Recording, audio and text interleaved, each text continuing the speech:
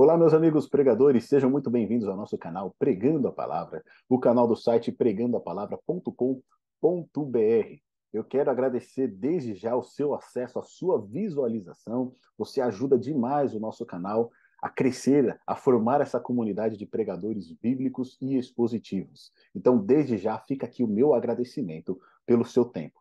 O assunto que eu quero tratar com vocês hoje são 7 dicas para uma pregação mais eficiente, tá bom? E essas dicas, elas são menos técnicas do que a gente tem apresentado aqui no nosso canal com relação a estudo, com relação à interpretação, com relação a como pregar, e ela está mais relacionada com como a maneira de agir do pregador, tá bom? Então, peço desde já o seu like, que você deixe o seu comentário aqui no nosso vídeo, caso você tenha concordado aqui com as dicas que são apresentadas, ou você discorde delas também, fique à vontade, esse canal é nosso, tá bom? E eu quero ver o seu comentário aqui. Não se esqueça de se inscrever no nosso canal e divulgar esses nossos vídeos para os amigos que têm interesse também pela pregação bíblica e expositiva. O tema que a gente vai tratar aqui hoje, ele também está no nosso site, pregandoapalavra.com.br. Eu vou deixar o link para você acessar aqui embaixo na descrição. Mas basicamente, meus amigos, são 7 dicas para que nós tenhamos uma pregação mais eficiente. Quando que um sermão não é um sermão? Tá certo? Quando que um sermão não é um sermão?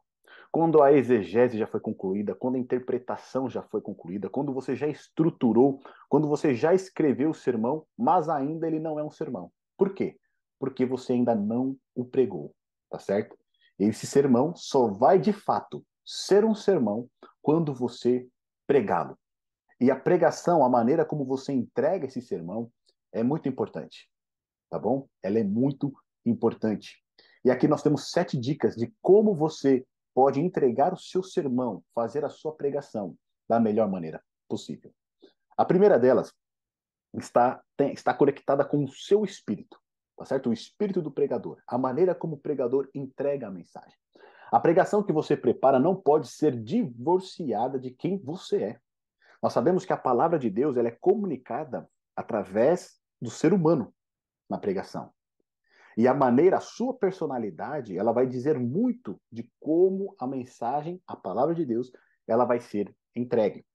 Quando você prega a homens e mulheres, algo do seu espírito se revela a eles, da sua personalidade. E isso não pode ficar oculto. A mais famosa afirmação desta ligação indissolúvel entre o pregador e a sua pregação se encontra em uma palestra de Philip Brooks, intitulada Os Dois Elementos da Pregação. Ele diz o seguinte: a pregação é a comunicação da verdade feita de homens para homens. Ela tem 2 elementos essenciais: verdade e personalidade. Nenhum destes pode estar ausente e, ao mesmo tempo, haver pregação. Pregar é apresentar a verdade por meio da personalidade. A verdade em si mesma é um elemento fixo e estável. A personalidade é um elemento variável, sujeito a crescimento. Portanto, a mensagem que nós entregamos, ela está diretamente relacionada à nossa personalidade. É por isso que, se você pegar um texto bíblico e entregar ele para 3 pessoas diferentes, essas 3 pessoas diferentes vão produzir, vão pregar sermões diferentes. Porque a mesma verdade ela vai ser transmitida através de personalidades diferentes. Tem algumas personalidades que vão tratar mais a questão da exortação, outras personalidades vão tratar mais a questão do consolo, tá certo? Outras personalidades vão tratar a mensagem de uma maneira mais misericordiosa, mais compaixão, né? Mais amorosa, mais afetuosa.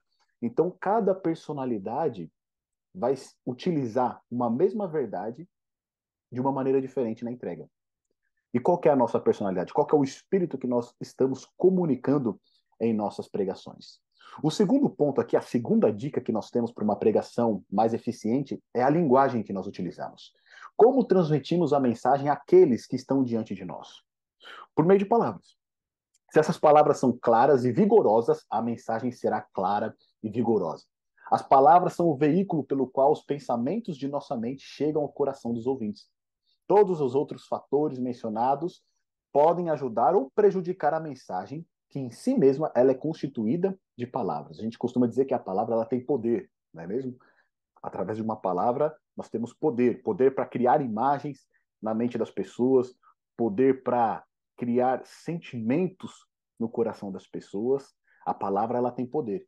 E é por isso que a linguagem do pregador ela é muito importante. Qual que é a linguagem que nós temos abordado com as pessoas que têm ouvido a nossa pregação? Ela é uma linguagem clara, ela é uma linguagem simples, ela é uma linguagem objetiva. Como que as palavras têm saído dos nossos lábios e tocado o coração da nossa congregação? Esse é um ponto que nós também precisamos considerar, tá certo? Porque na pregação, a linguagem, as palavras são fundamentais. E a maneira como as palavras são ditas também são fundamentais. Se o pregador, às vezes, ao falar, se demonstra desanimado, não é? Reticente, incerto daquilo que ele está dizendo, a pregação, as palavras que saem dos seus lábios vão comunicar algo que vai tornar a mensagem também, vamos dizer assim, descredibilizada, vamos colocar dessa maneira. Tá certo? As pessoas também vão ficar inseguras com relação a essa mensagem que está sendo dita. As pessoas também vão ficar desanimadas com relação às palavras que estão sendo pronunciadas. Agora, se a pregação ela é dinâmica, se a pregação ela é pujante, poderosa, não é isso? As pessoas também vão sentir esse ânimo, vão sentir também esse desejo de ouvir cada vez mais, vão ficar cada vez mais animadas. Tá bom? A terceira dica para uma pregação eficiente: a sua voz. Os pregadores jovens sempre me pedem algumas regras simples que os ajudem a desenvolver uma voz interessante, protegida do desgaste. Nunca me senti capaz de dar-lhes tais regras, mas tenho-lhes transmitido algumas dicas. A mais importante dessas dicas é entender que a perfeição ao pregar está em falar normalmente. Essa é uma dica de Charles Spurgeon, príncipe dos pregadores. Na conversa normal, não pensamos muito em nossa voz. Nós não ficamos preocupados com a nossa voz. Nossa mente é tomada pelo que desejamos comunicar e pelo que desejamos que aconteça em seguida. Se isso também acontece conosco quando pregamos, faremos muito bem. Tá certo? Tem pessoas que às vezes quando, né, sobe ao púlpito para pregar, a voz muda completamente, né? Ali parece até que a pessoa está interpretando ou está sendo um personagem na pregação. Isso não é necessário. É lógico que existe uma entonação quando nós vamos tratar ali de proclamar a palavra de Deus. Até a nossa postura, né? Ela muda. E quando muda a postura também, o nosso timbre, a nossa voz também, ela muda um pouco. Mas nós não estamos fazendo um outro tipo de voz, né? Isso não significa que quando eu vou pregar, então eu preciso usar uma voz mais austera, uma voz mais grave. Não. Eu posso falar de uma maneira normal, como se estivesse conversando com alguém. Então, essas técnicas, né, que muitas vezes alguns pregadores utilizam, podem até parecer artificial. Então, conselho, a dica para como você estivesse conversando com alguém normalmente é aquela que vai ser predominante, tá certo? Lógico, existem alguns cuidados com a voz, por exemplo, quando você vai pregar, não é bom que você, né, force muito a sua voz nos louvores junto com a congregação, tá certo? Que você force muito a sua voz ali para quando você for pregar, a sua voz está um pouco mais preservada. Beber água gelada também antes da pregação pode também prejudicar um pouco a sua voz, tá bom? Então, fazer uso de café também antes da pregação, isso também pode atrapalhar. Açúcar antes da pregação, isso pode atrapalhar um pouco a sua voz, cria aquele pigarro, né? Que muitas vezes você tem que ficar limpando a sua garganta, tá certo? Então, água natural, né? Água na temperatura normal é o melhor ali, é aquilo de melhor que você pode fazer pela sua voz e poupar a sua voz antes da pregação, tá bom? Sem querer ficar fazendo vozes diferentes ali na hora de pregar. A quarta dica, sua comunicação não verbal, ou seja, aquilo que nós não falamos. Não ousemos ignorar esse fenômeno, não ridicularizemos ele. Tonalidade de voz, sorrisos, rosto franzido, piscadelas, fitar alguém e acenar com os olhos transmitem realmente uma mensagem como reconhece a palavra de Deus.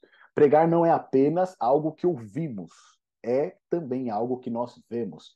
Quando as pessoas nos vêm pregando, seus olhos, mãos, face, os nossos pés, elas estão comunicando algo. E isso pode ser tanto ao nosso favor quanto contra nós, tá bom? Então, a nossa gesticulação, tá certo? A maneira como nós nos comportamos no púlpito, se nós vamos de um lado para o outro, tudo isso ali pode contribuir ou pode ser contra a mensagem que nós estamos dando, tá certo?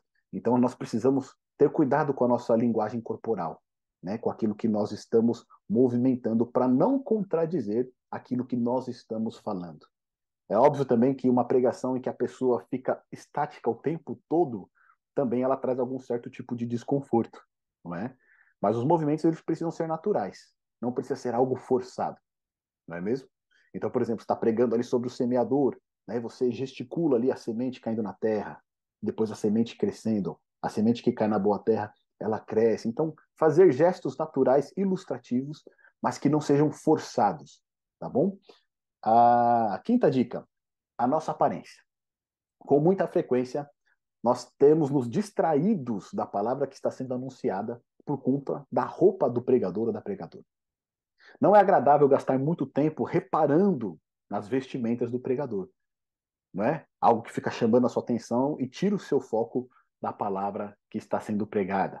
Alguns pregadores utilizam até camisetas com personagens, com desenhos ali, e aquilo acaba distraindo a nossa mente, o nosso foco da mensagem que está sendo pregada para aquilo que o pregador está utilizando.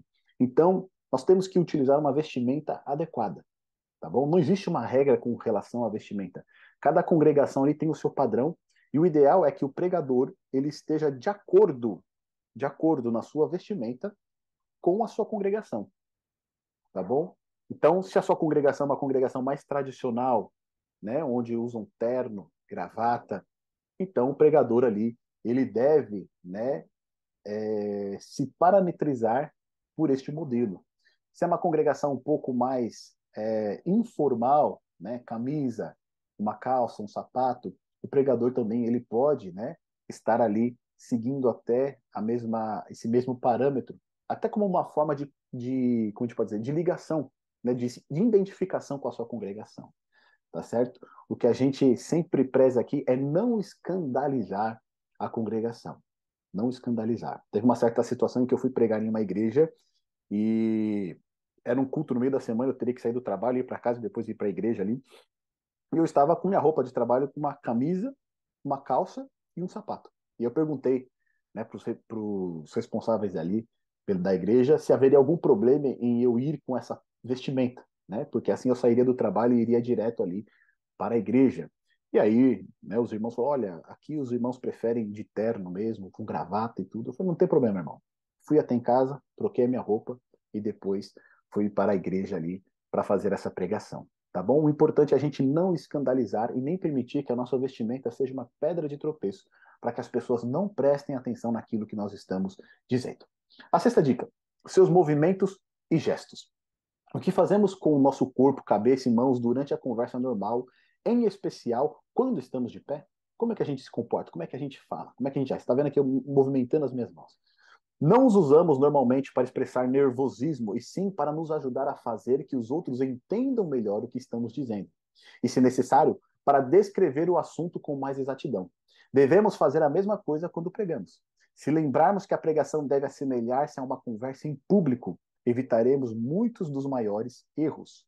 Portanto, aqui os nossos movimentos e gestos, eles também são importantes quando nós estamos pregando, muitas vezes para enfatizar algo que nós estamos dizendo.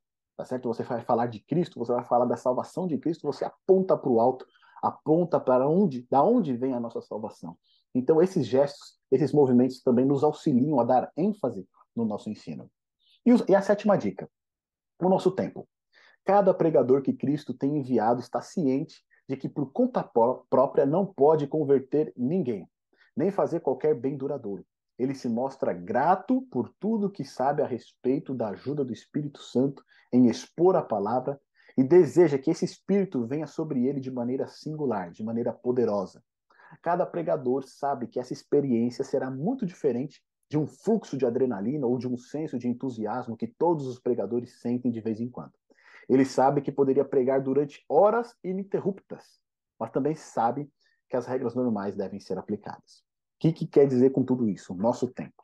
Nós temos um tempo de falar e temos um tempo de deixar de falar.